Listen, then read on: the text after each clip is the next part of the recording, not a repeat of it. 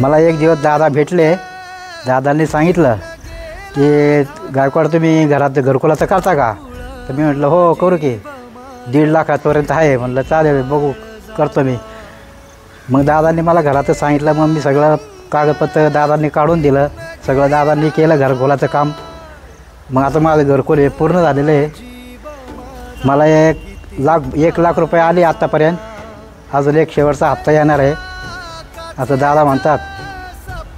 तर म्हणलं आता काही लोकांनी चर्चा केली की जयराम गायकवाडच्या याच्यामध्ये दादांनी पैसे खाल्ले.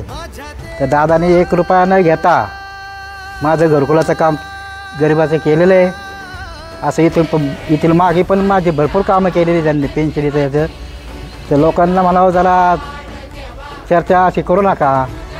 दादांनी 1 रुपया न खाता माझं काम केलेलं आहे. खरं दादासारखा माणूस कुठंच भेटणार नाही. इथून मागं झाला पण नाही आणि इथून पुढं होणार पण नाही. असे दादांनी कामं भरपूर केलेली आहेत.